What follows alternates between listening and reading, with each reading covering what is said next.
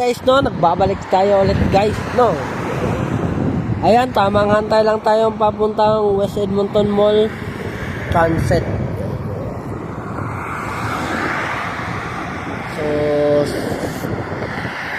6 pa darating yung bus. 6:14, nakalimutan ko guys. So ayan, update na ko lang kayo guys, no. So ayan ay umulan siya, kunti lang guys. Taligsik siya kung sa Bisaya pa guys, no. So, ayan guys. So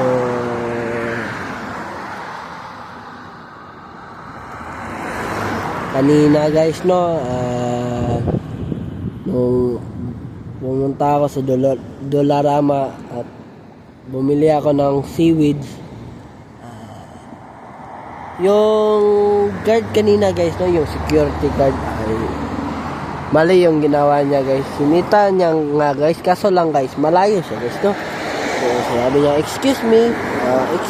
So ganyan yung sinasabi niya guys, no. So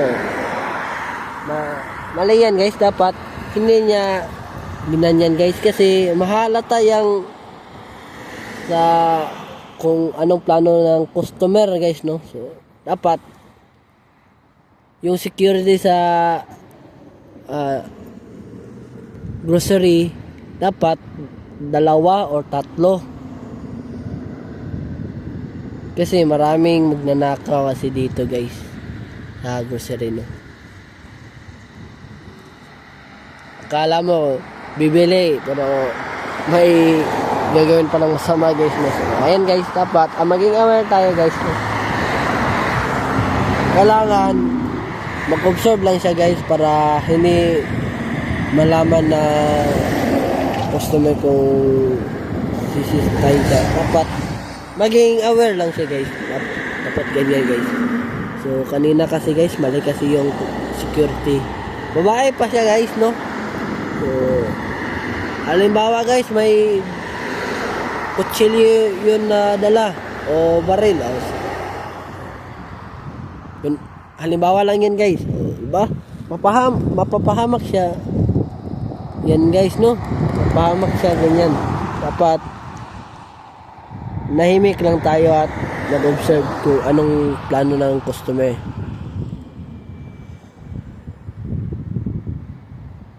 Paano kaya kung may kasama yun sa grocery store, diba? Mahalata niya yun guys. Buti pa nga yung security guard sa Pilipinas, kasi chinecheck niya talaga yung binili ng mga customer. Diba guys?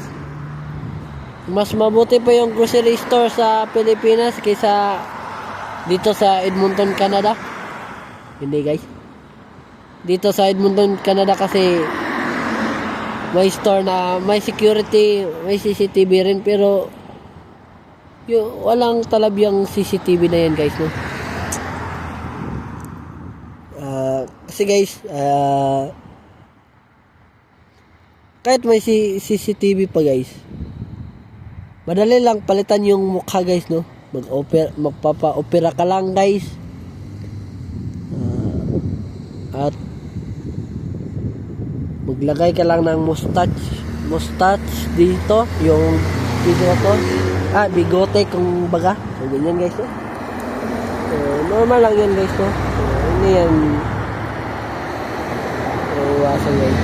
May magnanakaw talaga sa grocery store at malls. So ganyan lang guys, dapat maging aware tayo guys.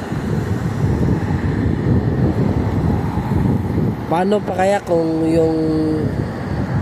yung tao na yun ay may kasama guys, may plano na siya kung anong gagawin niya kapag sisitahin siya guys, no. Dapat almado lang tayo guys, no. Ayan guys, tayo muna tayo guys, kasi parang may bus na parating dito guys. So abangan lang natin dito guys, no. So ganyan guys, maging aware tayo guys, maging alisto tayo guys, no. Dapat tahimik lang tayo para hindi makagawa ng plano yung magnanakaw. Ganyan lang guys.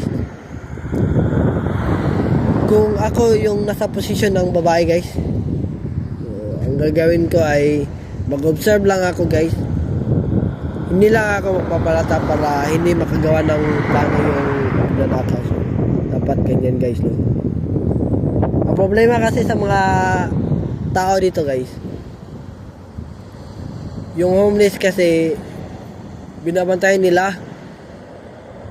May mga homeless din na mababait guys, no? Matulungin. So dapat hindi tayo maghusga agad kasi hindi mo alam. Homeless siya sa paningin mo pero may dala siyang pera, diba? Ganyan lang yung suot niya kasi gusto niya lang na simple yung suot niya. Diba? Dapat huwag tayong humusga agad base sa hitsura o sa pananamit ng tao. So,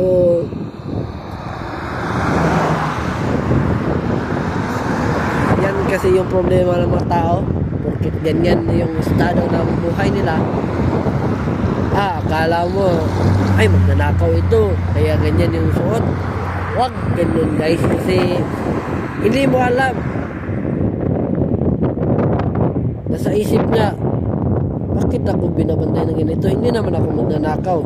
Bibili naman ako ng kain ko guys. No? Dapat huwag tayong musgagay kasi hindi mo alam na nasasaktan mo pala sila guys. Kasi akala mo, hindi siya kumikibo guys. Pero ang totoo niyan guys ay nasasaktan na siya guys, no? So, yan kasi yung problema ng mga tao. So, kailangan baguhin nyo yung ugali nyo. Hindi agad na mahuhusga kasi base sa kasuotan. Hindi yan maganda guys. Baguhin nyo yung ugali nyo guys.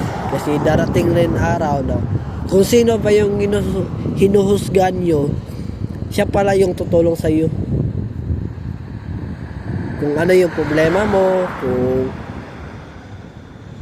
kung yung problema mo ay pera, bibigyan ka niyan, o hindi ka pa kumakain, o wala kang makain kasi naubos na, o kaya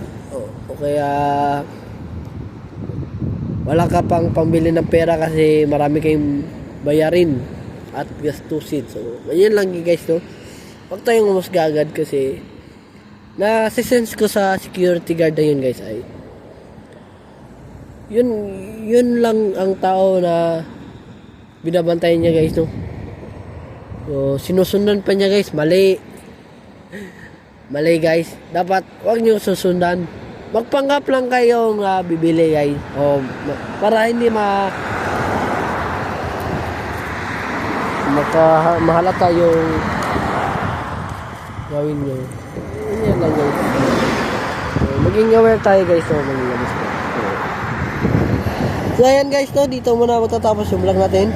Please subscribe my YouTube channel, Aaron Caralian. Don't forget to click the notification bell all para update kayo lagi sa aking mga vlogs. So, ayan guys, update ko na lang kayo mamaya guys.